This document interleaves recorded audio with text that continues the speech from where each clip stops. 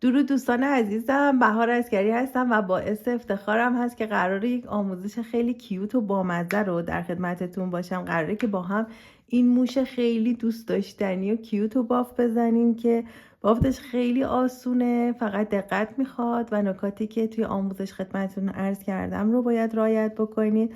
خودم خیلی دوستش دارم، خیلی گوگولی و بامزه شده و خدمتتون عرض کردم که چه متریالی لازم دارید. 2 مهره برای چشماش نیاز دارید. من از این ماهوت پاک کنا داشتم که خراب شده بود و از اون برای سیبیل های عروسک های استفاده میکنم و 2 رنگ نخ لازم دارید به اضافه نخی که برای دوخت چشم ها. اگر دوست داشتید ابروهاشو این شکلی گلدوزی بکنید و همچنین دندونهاشو نخ مشکی هم لازم دارید. بریم آموزش رو با هم ببینیم. حتما این کانال رو سابسکرایب کنید. داخل کار هم برای اینکه این صدا رو داشته باشیم از گیره تق‌تقی استفاده کردم و سایزش هم 5 سانت بود که در ادامه بهتون نشون دادم. بریم آموزش رو با هم ببینیم. برای بافتمون نیاز به 2 رنگ نخ داریم که من نخ ناکو بیبی هوشگلدین رو دارم و این از نخ‌های خیلی قدیمی بوده. جنسش بسیار لطیفه، برای بافت‌های کودک و همچنین عروسک بافی هم خوبه. شما میتونید از نخ‌هایی که کتان بیشتر دارن، یعنی کتان پنبه هستن استفاده بکنید. یا آن آرت جینز هم خوبه، ولی این مدل نخ‌هایی که کتانشون بیشتر هست و حالت پنبه‌ای دارن کشسانی ندارن و برای عروسک بافی خیلی خوب هستن. من 2 رنگ انتخاب کردم که 2 هم از یه برند هست و ضخامتشون هم اندازه است. نکته ای که مهمه توی عروسک بافی این هست که برای بافت ها ضخامت نخ ها که توی رنگ های مختلف انتخاب میشه باید دقیقاً مثل هم باشه، ترجیحاً از یک برند باشن. خب یه مقدار خیلی کم از هر کدوم احتیاج داریم دیگه. اینطوری نیست که حتما برید یک کلاف نخ بگیرید، میتونید با اضافه نخاتون بافت بزنید. حتی با نخهای ایرانی اکریل بافت و اکریل تاپ هم بعضی عروسک میبافن. و یه دونه از این گیره ها احتیاج دارید، گیره تق‌تقی ها که 5 سانتی شو من دارم. توی سایزهای کوچیک‌تر و بزرگتر هم بعدن که خودتون بافت رو یاد بگیرید میتونید بافت بزنید. و نیاز به مارکر دارید که من برای عروسک بافی از مارکرهایی که از یه تیکه نخس استفاده میکنم دیگه، مارکر سنجاقی ندارم. قلابی که انتخاب کردم برای این مدل نخ قلاب شماره 2 هست. هرچه قلابتون توی این مدل بافت ها ظریف‌تر باشه قطعاً کارتون زیباتر میشه. من برای بینی رنگ سبز رو انتخاب کردم، رنگ صورتی هم میخوره بهش. من میخواستم یه ذره متفاوت باشه، برای همین این رنگ، وگرنه این رنگ صورتی هم برای بینیش قشنگ میشه. برای باف باید ماجیک رینگ بزنیم و 5 تا پایه کوتاه توی این ماجیک رینگ ببافیم به این صورت. در ضمن 2 تا مهره کوچولو هم برای چشش نیاز دارید که من هنوز اونا رو نیاوردم دم دست بذارم. خب برای ماجیک رینگ 5 تا پایه کوتاه داخلش میبافم. ببینید توی آمیگورومی بافی بهتره که از کراس استیچ استفاده کنید، یعنی در حالت عادی شما نخ رو اینطوری میگیرید خب، ولی توی آمیگورومی قلاب رو روی نخ میذارید. این بافتتون رو خیلی منسجم تر میکنه و اگر کار رو بخواید پر بکنید، تو پر باشه اون الیافی که داخل کار میاد دیده نمیشه. خب یه دونه رو بافتم، 2 3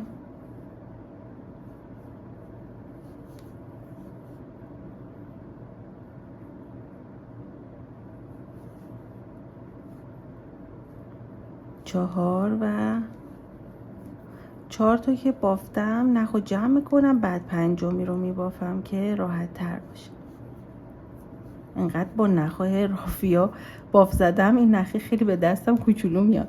خب حالا باید رج 2 رو ببافیم. ببینید الان 2 3 4 5 تا پایه دارم.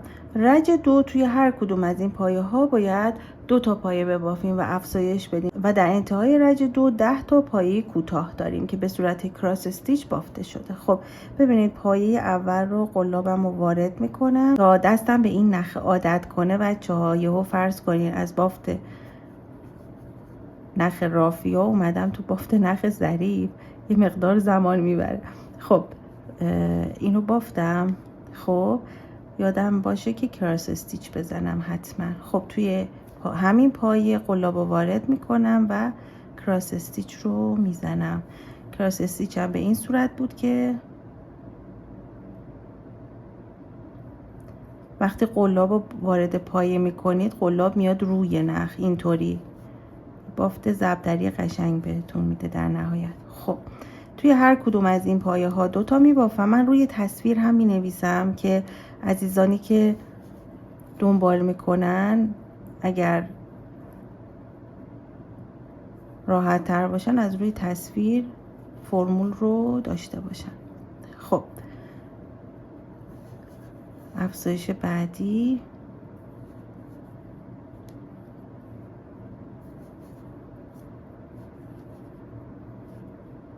به این صورت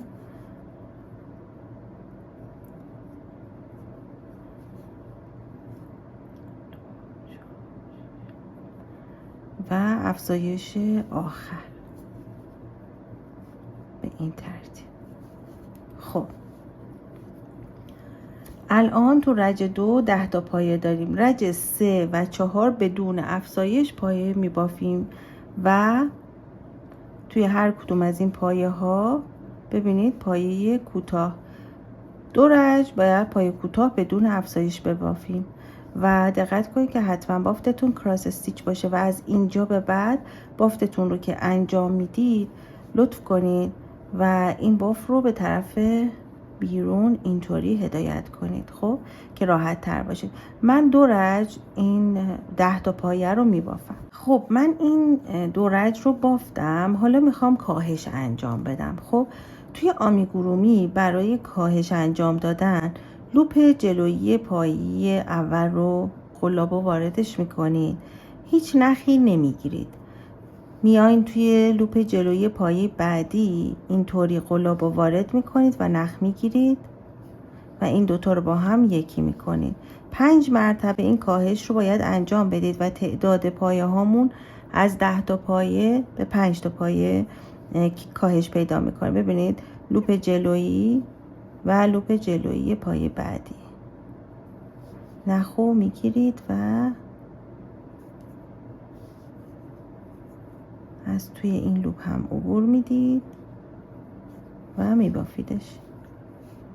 نخو بکشید که سوراخ ایجاد نشه. ذره اینجا نخ من شل بود. خب پس حتما این کار رو انجام بدید. 5 مرتبه این بافت تکرار میشه.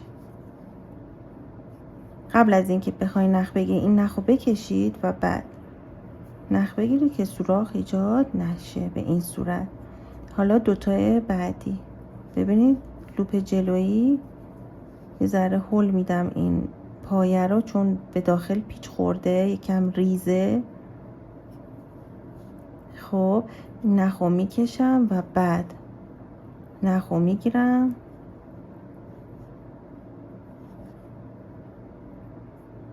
نخ من تاراج از هم جدا میشه موقع گرفتن. خب حالا این سومین کاهشی پایه بعد و پایه بعد. این 4مین کاهشی و بعد 2 تا پایه بعدی. ببینید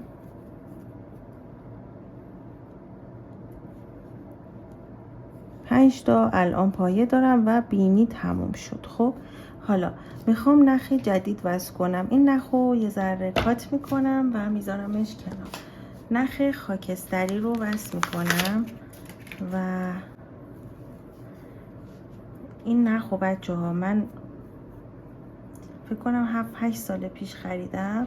خیلی جنسشون خوب بود. دیگه الان تو بازار نیست. فکر میکنم دیگه تولید نمیشه. این برند ناکوب تولید میشه ولی این مدلش رو تولید نمیکنه. خب این نخ رو هم ببینید. این نخی که وسط کار بود اگر بتونید با قیچی وارد بافتتون کنید به این صورت. اون نخی که وسط بافت بود و من وارد کار کردم همون نخی که باهاش ماجیک رینگ رو بافتم، نه این نخی که بافت زده بودم. خب حالا میام و نخ خاکستری رو میخوام وارد کار کنم و بافتم رو از اینجا به بعد با این ادامه بدم. خب من الان 5 تا پایه دارم. ببینید 1 2 3 4 و 5 تا. خب خیلی ریزه، نمیدونم چقدر توی ویدیو راحت دیده میشه. وارد پایه اول میکنم و این نخ رو هم لابلای بافتم مخفی میکنم. خب به این صورت و 5 تا پایه میبافم که نخم اتصال پیدا بکنه به این بخش. 5 تا پایه رو میبافم دیگه، کم کم افزایش میدیم که بافتمون.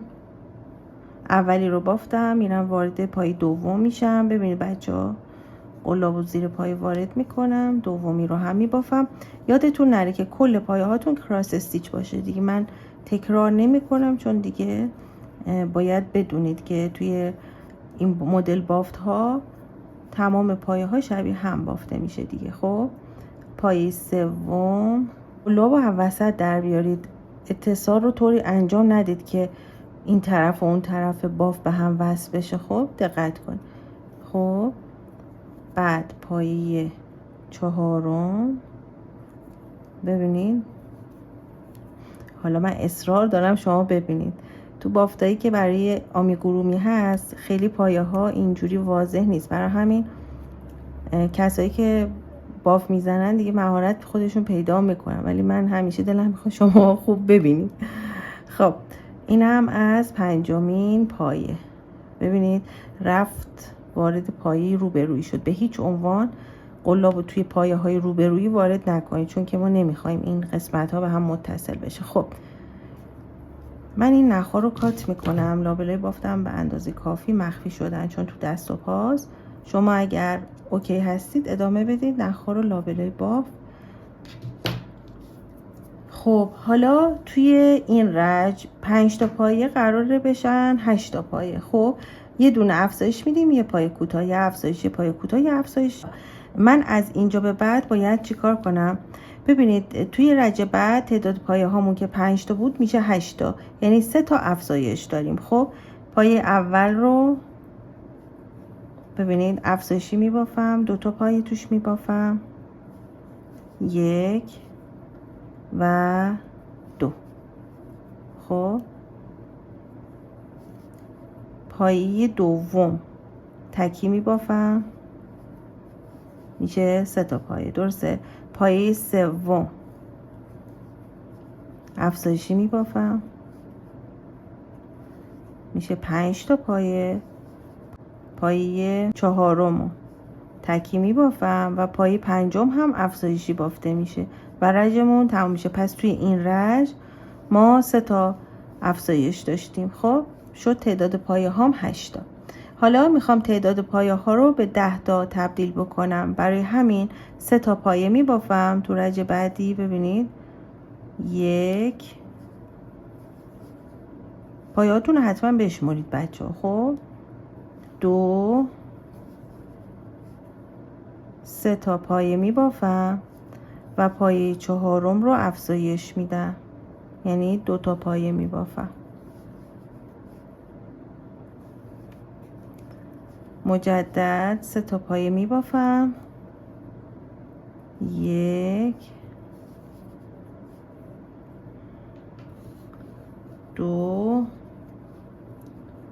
و 3 تا پایه میبافم و پایه بعدی رو افزایش میدم. الان در انتهای این رج باید 10 تا پایه کوتاه داشته باشید به این ترتیب. خب این الان بینیشه. حالا میریم رج چهارم و 4 تا پایه افزایش، 4 تا پایه و افزایش میبافیم و در انتهای این رج 12 تا پایه داریم. خب میتونید از اینجا مارکر بذارید. من میخوام توی دست و پا نباشه مارکر نمیذارم. خب پس ببینید شما میتونید مارکر بذارید. 1 2 3 4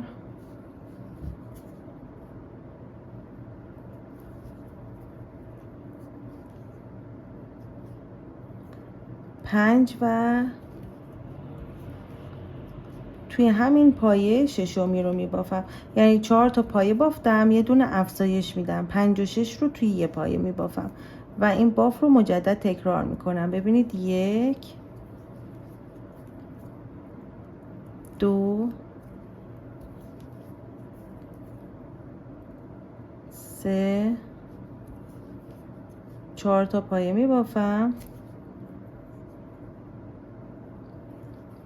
و پایه آخرم رو افزایشی میبافم و رج تموم میشه. خب شما اگه مارکر داشته باشید، حالا میذارم به یک مقدار بزرگتر بشه که خیلی توی دید نباشه، مارکرم رو میذارم. الان 12 تا پایه دارم. رج بعد 3 تا افزایش داریم. 3 تا پایه میبافم، افزایش، 3 پایه افزایش، 3 پایه افزایش. این باف رو 3 مرتبه باید تکرار کنید. ببینید 3 پایه، 1 2 3.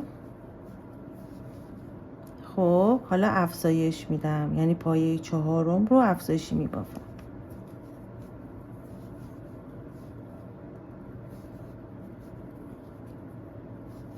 خب مجدد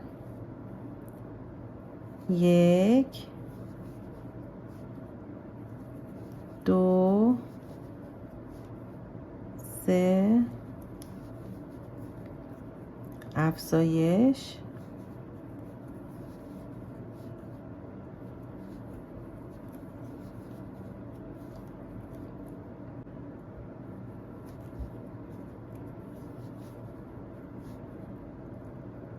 2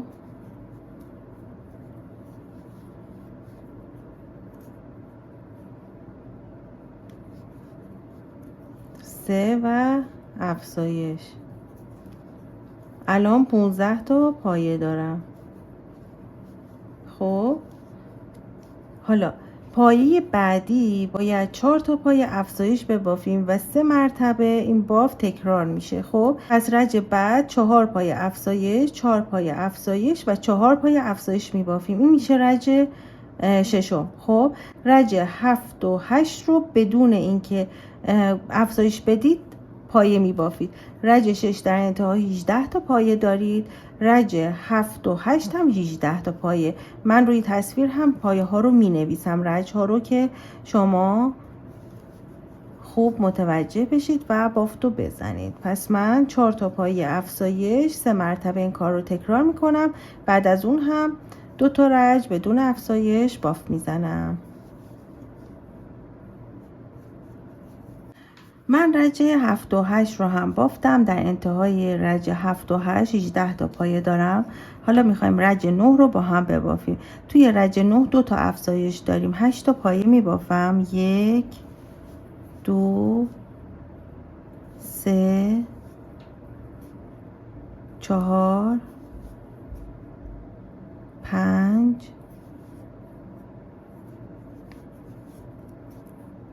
6 7 و 8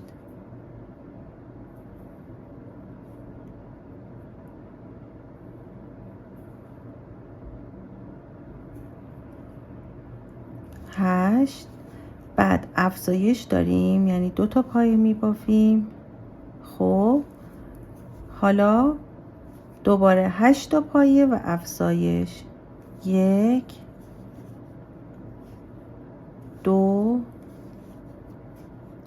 3 4 5 6 7 8 تا پایه و افزایش. در انتهای این رج من الان با این افزایشی که بدم 20 تا پایه دارم. بعد 2 رج، یعنی رج 10 و رج 11 رو بدون افزایش 20 تا پایه میبافم. خب برای رج 12 ببینید میتونم مارکر بذارم از اینجا به بعد اگر دلم بخواد. به این صورت میتونم مارکر بذارم.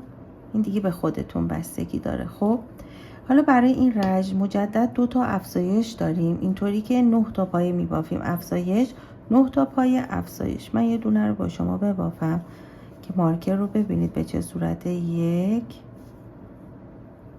2 این مارکر رو اینجا که گذاشتم راحت در میاد. 3 4 5 6 7 8 و 9 تا پایه می بافم. بعد پایه دهم و افزایشی می بافم. خب و یه مرتبه دیگه هم این کار رو تکرار میکنم. در انتهای این رج 22 تا پایه دارم. خب 2 رج بعد از اینکه این رج تموم بشه 2 رج بدون اینکه افزایش بدید باف میزنید. خب این نخ رو هم یا میتونید در بیارید یا اینطوری برگردونید به عنوان مارکر و این نخ به صورت رفت و برگشت لابلای بافتمون قرار میگیره. خب پس من این رج رو که بافتم، بعد از اون 2 رج 22 تا پایه می بافم. این 2 رج رو بافتم که 22 تا پایه داشتیم. حالا یه رج دیگه افزایش میدیم به این صورت که 10 تا پایه می بافم، یه افزایش، 10 تا پایه، یه افزایش و در انتهای رجمون که رج 15 هست 24 تا پایه دارم. خب رج 16 17 18 19 یعنی 4 رج بدون افزایش من باف میزنم. و الان ببینید بچه‌ها من این رو اینجا میذارم، قدش به این صورت شده. خب به این شکله. خب پس من چیکار میکنم؟ من یه رج افزایش میدم و 4 رج بدون افزایش توی هر کدوم از این رج ها 24 تا پایه میبافم که روی تصویر هم براتون نوشتم تعداد پایه ها رو. خب عزیزان ببینید من باف رو تا اینجا انجام دادم. حالا میخوام دستای این موش رو ببافم. خب این نخ رو در میارم. میتونید نخ رو مجدد بذارید. خب من میخوام شما دقیق ببینید. اینو در میارم. به چه صورت بچه‌ها؟ این رج تموم شد. میام توی پایه رج بعدی، اولین پایه رج بعدی پایه کوتاه میبافم. خب حالا 7 تا زنجیره میزنم. ببینید 1 2 3 4 5 6 7. میخوایم دستاشو ایجاد کنیم. خب این اندازه قد دستش هست. حالا میخوایم انگشتاشو ایجاد کنیم. ببینید 1 2 3 تا زنجیره میزنم. بعد به زنجیره این 3 تا رو رها میکنم. این زنجیره هفتم رو بهش بس میزنم. مجدد این انگشتاش میشه. خب مجدد 3 تا زنجیره 1 2 3 و به زنجیره هفتم از اینجا هفتم بست میزنم. مجدد 1 2 3 و به زنجیره هفتم بست میزنم. این از دستاش بچه‌ها چه بامزه شد. خب حالا باید چیکار کنم؟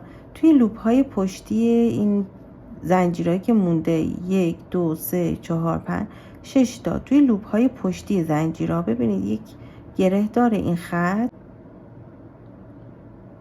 اینجا باید بیام و پای کوتاه ببافم یا بست بزنم. این دیگه به خودتون بستگی داره که پای کوتاه بزنید یا بست. ببینید هم میتونید پای کوتاه بزنید هم بست. ببینید به چه صورت دوست دارید این تیکه باشه. یه ذره ظریفه. باید با دقت قلاب و وارد این لوپ، نمیدونم شما خوب میبینید یا نه، گره پشتی این زنجیره ها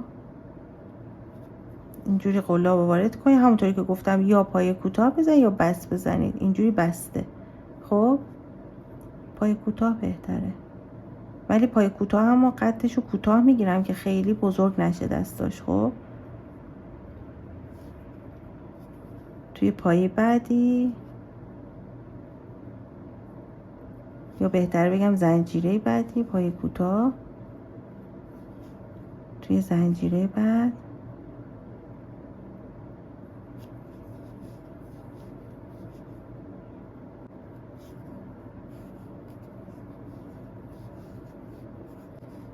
و در نهایت زنجیره آخر. ببینید اینجا پای کوتاهش رو میبافم. حالا بعد از اینکه این رو باف زدید این کار رو تا میکنید. خب تا برسید به این طرفش، یعنی حدوداً 2 4 6 8 10 تا پایه یا 11 تا پایه میبافید.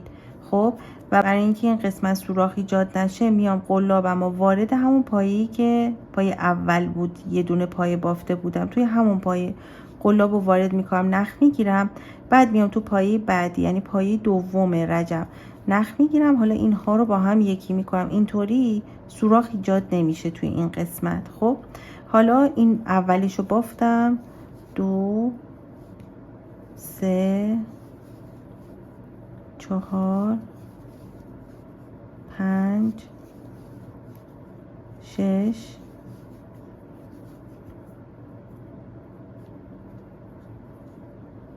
7 8 9 و این هم از 10مین پایه. خب ببینید بچه‌ها، من 10 تا پایه رو بافتم، میخوام تا کنم، میخوام دستاش این طرف اون طرف بیفته، یه ذره از این کنار یه ذره به داخل. الان توی پایه بعد هم بافت بزنم میتونم راحت دستش رو ببافم، یا همینجا اوکی هست به نظرم. ببینم آره همینجا خوبه. الان ببینید 2 4 6 8 9 با این پایه که اینجا بافتم 10 تا پایه بافتم. حالا همینجا 1 2 3 4 5 6 و 7 تا زنجیره میزنم که این قد دستش هست. حالا انگشتاش، برای انگشتا 3 تا زنجیره باید بزنیم، 1 2 3 تا زنجیره میزنم، بعد میام توی زنجیره هفتم، یعنی از اینجا میشه زنجیره چهارم اینجا و بس میزنم. خب مجدد 1 2 3 توی این زنجیره بس میخوره، مجدد 1 2 3 توی همین زنجیره بست میزنم. خب بعد برمیگردم روی لوپ های پشتی این باف رو انجام میدم. اینجا هم موقع اتصال توی پایی که اینجا باف زده بودم قلاب رو وارد میکنم، نخ میگیرم و بعد توی پایه بعد و تا این قسمت بافتم رو انجام میدم. خب حالا میرسیم به بخش بعد از دست ها و باید توی این رج ما الان 24 تا پایه داریم دیگه، درسته؟ باید افزایش ایجاد بکنم. به چه صورت؟ 7 تا پایه میبافم، افزایش 7 پایه، افزایش 7 پایه، افزایش و اینطوری. خب اینطوری پایه هامون افزایش پیدا میکنه. ببینید این قسمت رو میدم پایین. خب و توی همین پایه‌ای که اینجا دارم قلابم رو وارد میکنم. خب قلاب رو باید بعد از این نخ وارد کنم که خب ببینید من باید الان شروع کنم به بافت. خب یه دونه پایه اینجا میبافم، دستش رو اینطوری در میارم که این فضا اینجا ایجاد نشه و بافت پایه رو میبافم، یعنی اولین پایه اینجا بافته شد. خب بعد پایه بعدی 2 3 4 5 6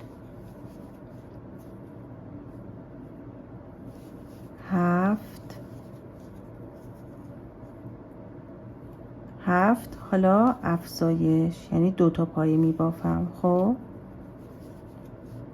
مجدد 1 ببینید این گوشه 2 دست رو میدم پایین.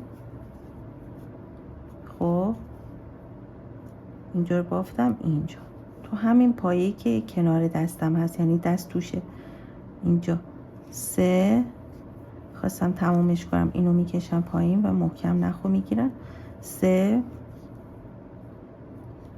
4 5 6 7 و افزایش. خب در نهایت هم 7 تا دیگه پایه میمونه ببینید و یه دونه افزایش میدم، یعنی 8 تا پایه دارم. خب 1 2 3 4 5 6 و 7 و پای آخر رو افزایشی میبافم. ببینید افزایش. الان من 27 تا پایه دارم. خب یه رج 27 تا پایه رو ببافید و بعد مجدد افزایش خواهیم داشت. بعد از این رج یه دور 27 تا پایه ببافید. خب چه بامزه داره میشه. بچه ها ببینید من الان این باف رو زدم، توی رج بعدی قراره 3 تا افزایش بدم، یعنی 8 تا پایه ببافم، افزایش 8 پایه، افزایش 8 پایه، افزایش و در انتهای رج 30 تا پایه دارم. خب بعد از اون 4 رج باید قد بافتم رو انجام بدم. البته این بستگی به خودتون داره که میخواین چقدر باشه. ببینید من الان اینجا دیگه 4 رج ببافم این کامل پر شده و بعد میرسم به قسمت پاها. حالا این رو میتونم یه ذره وسط تر بذارم، نمیخوام چون خیلی کوچیک بشه. برای همین من الان میام توی این رج 8 تا پایه میبافم و افزایش میدم و 3 مرتبه این کار رو تکرار میکنم. بعد از اون 4 رج بدون افزایش باف میزنم که روی تصویر پترن رو نوشتم، دستور بافت رو، خب که شما میتونید از روی تصویر ببینید و تعداد پایه ها رو همینطور دقیق بزنید. ببینید 2 تا 3 4 5 6 7 8 تا پایه و توی پایه 9 2 تا میبافم، افزایش میدم. خب این کار 3 مرتبه تکرار میشه. در انتها 30 تا پایه دارید و بعد 4 رج باف میزنید بدون افزایش. خب حالا میرسیم به بافت پاها و من 4 رج پایه 30 تا پایه رو بافتم. حالا میخوام پاهای این موش رو ببافم. ببینید دستا اینجاست، پاها رو یه ذره داخل تر باف میزنم. خب به این صورت که این نخو بردارم، خب اینجا بذارم ابتدای رج. خب به این صورت که 4 تا یا 3 تا پای کوتاه میزنید، بعد پاشو ایجاد میکنید. پا هم دقیقا مثل دسته. خب ببینید 1 2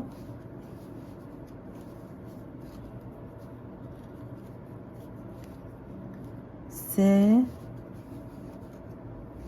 خب 4 تا پایه میبافم، یا 3 تا پایه یا 4 تا پایه. خب و بعد 7 تا زنجیره میزنم، 1 2 3 4 5 6 7 تا زنجیره میزنم برای پاهاش. 1 2 3 تا زنجیر انگشتش، میام توی زنجیر از این بالا 4می بست میزنم.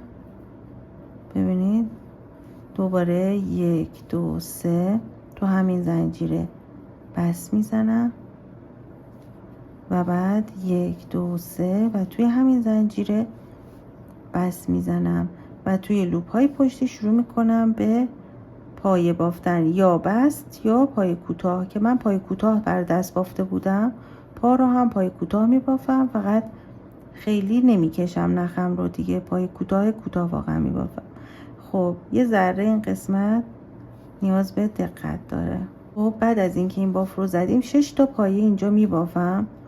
خب که همونطوری که مثل قبل توی قسمت دست، برای اینکه اینجا سوراخ ایجاد نشه میام توی همون پایه که باف زده بودم قلاب رو وارد میکنم، نخو میگیرم، توی پایه بعدی هم نخو میگیرم که این نخی اینجا پر کنه این سوراخ رو. خب یه دونه پایه رو بافتم، 2 3 4 5 و 6 تا پایه میبافم و حالا پای دیگر رو ایجاد میکنم. بعد از اینکه پای دیگر رو باف زدم تا انتهای رج پای کوتاه رو میبافم. خب عزیزان ببینید من این باف رو انجام دادم تا اینجا. حالا باید توی این رج من الان 30 تا پایه دارم، باید تعداد پایه ها بشه 27 تا. قبل از اون میخوام این قسمت رو درست بکنم که کاهش انجام میدم این گیره داخل کار باشه. خب ببینید من نمیخوام گیره خیلی از این خیلی جلو باشه، یه ذره میخوام این کار رو پر بکنم که یه کمی بامزه تر بشه. میتونید تخت اینو داشته باشید، یعنی اینجوری تخت باشه، ولی خب به نظرم یه ذره پر بشه و فرم بهش بدیم خیلی بامزه تر میشه. برای همین از این الیاف استفاده میکنم و نه خیلی زیاد، یه مقدار کم پرش میکنم. خب و طوری پر کنم که این دستا و پاهاش اینطوری اینا رو بعد با دستتون یا حتی بخار میتونید اینا رو بخار بدید. خب به این صورت. پس این قسمت میفته بالای صورتش. خب یه ذرم زیر شکمش رو پر میکنم که خیلی این گیره خشک نباشه. خب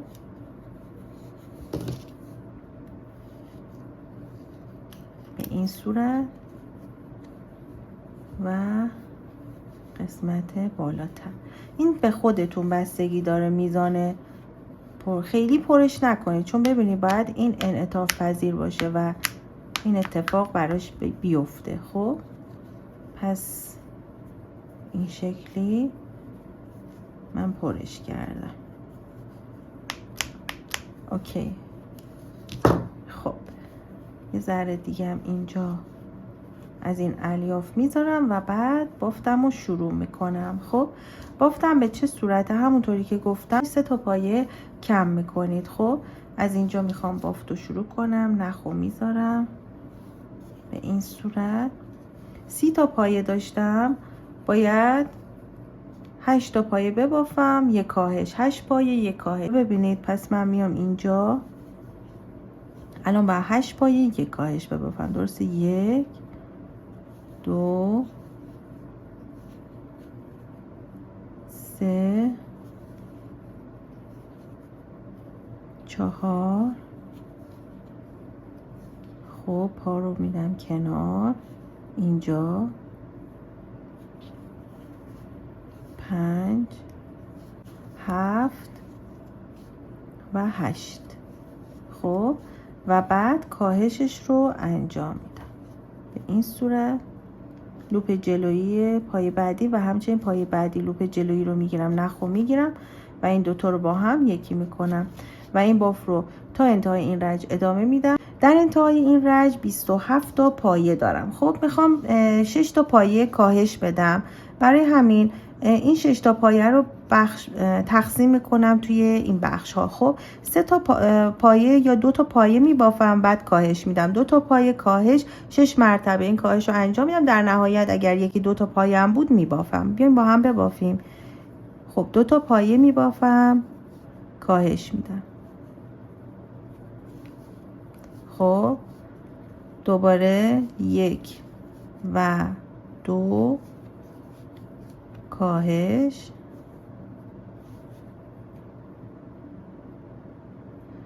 خب 6 مرتبه این کار رو انجام میدم. 1 2 کاهش.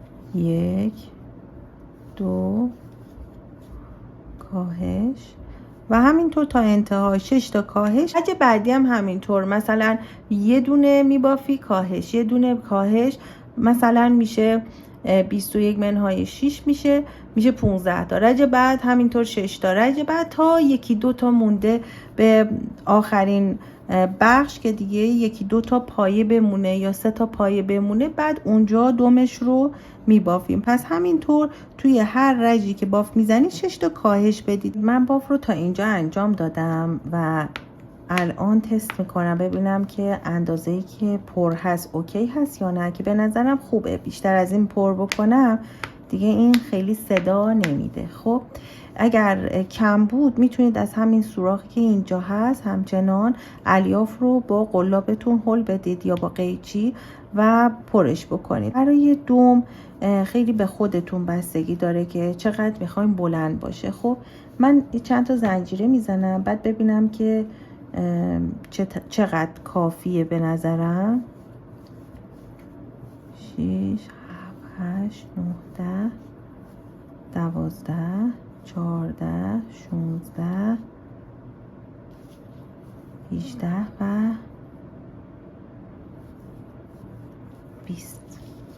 به نظرم 20 تا اوکی. خب حالا کارو برمیگردونم و توی لوپ پشتی این اولی رو رد میکنم، توی لوپ پشتی زنجیره بعدی بست میزنم. میتونید هم پای کوتاه ببافید ولی برای دوم نمیخوام خیلی ضخیم بشه و دونه دونه این لوپ های پشتی رو میبافم، بست میزنم. ببینید اینطوری قلاب واردش میشه، نخو میگیرم بس میزنم تا انتها این کار رو انجام بدید. خب و بعد نختون رو به قسمت پایین دوم، حالا بهتون میگم، من اینو ببافم.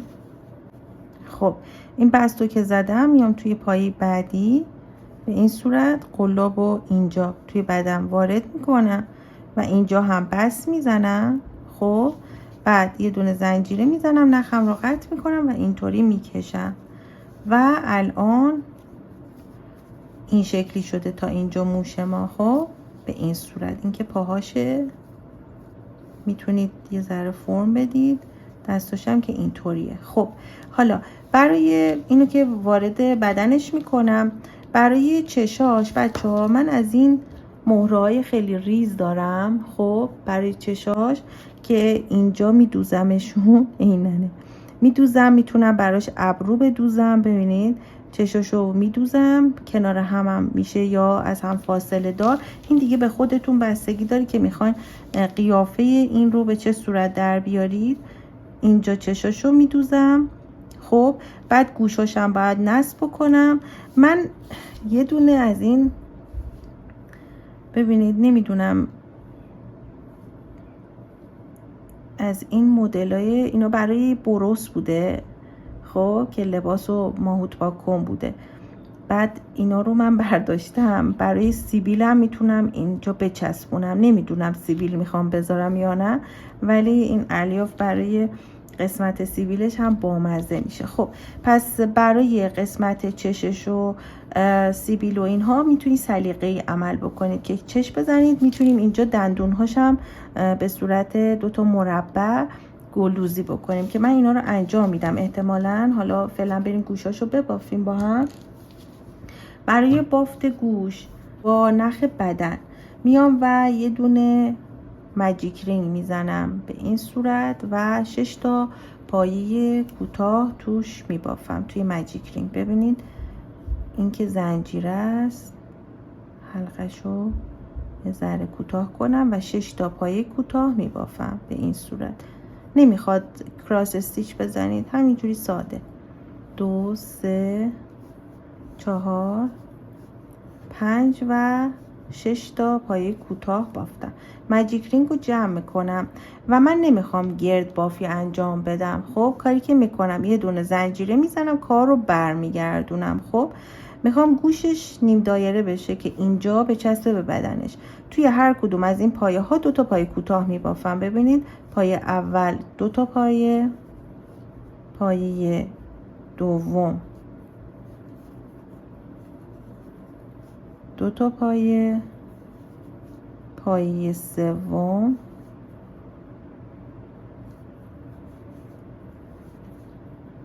2 تا پایه،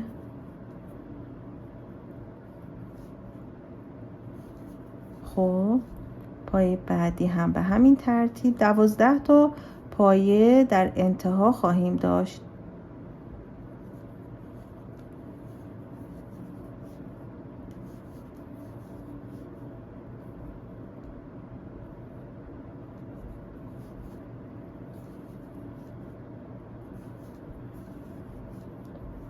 به این ترتیب.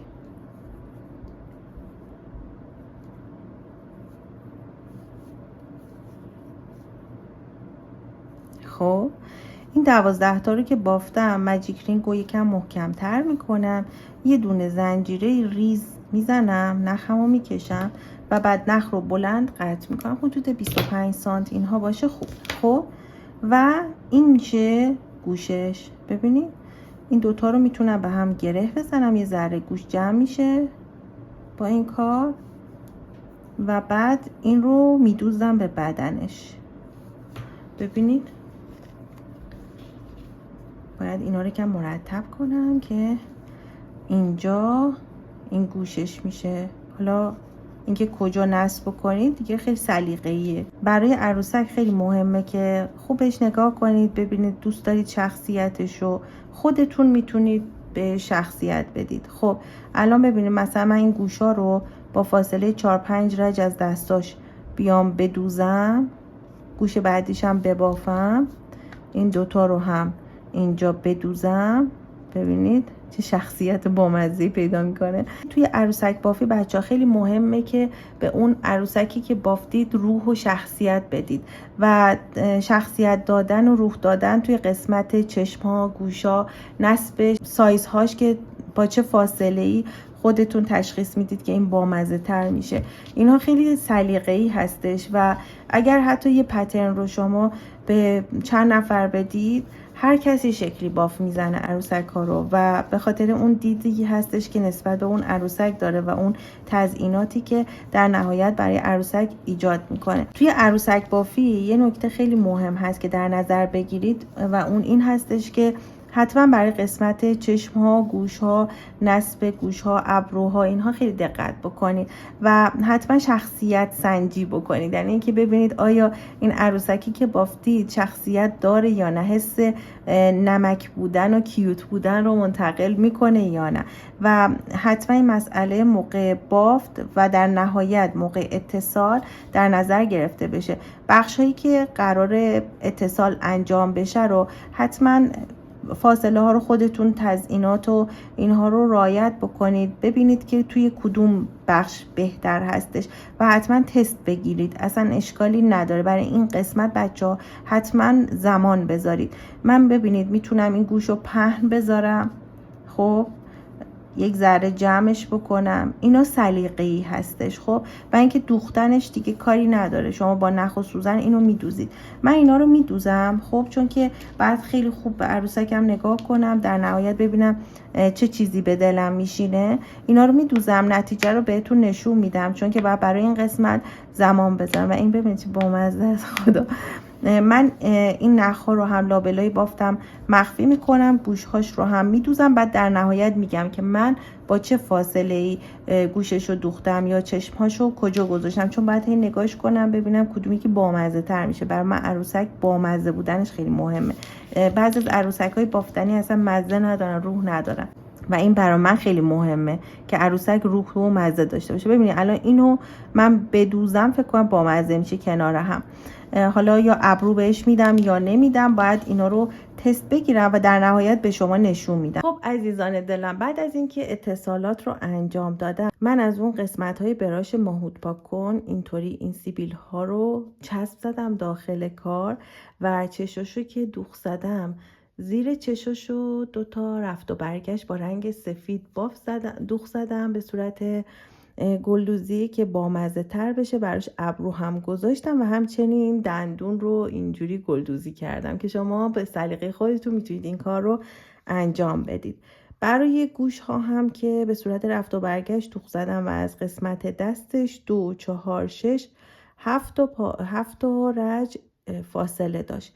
حالا شما دلتون بخواد میتونید این گوش ها رو عقب‌تر یا جلوتر وصل بکنید و این هم از نتیجه کار که خیلی بامزه و کیوت شده. میتونید دست و پاهاشو ذره بخار بدید که صاف ایسته، ولی خب هر کارم بکنید به هر حال یه ذره اینجوری پیچ میخوره، ولی خیلی بامزه و کیوت شد. خودم خیلی دوستش دارم. حتما این کانال رو سابسکرایب کنید. گزارش های اینجا خیلی کاربردی و بامزه است. حتما این کار خوشگل رو باف زدید عکسش رو برای من بفرستید. دوستتون دارم.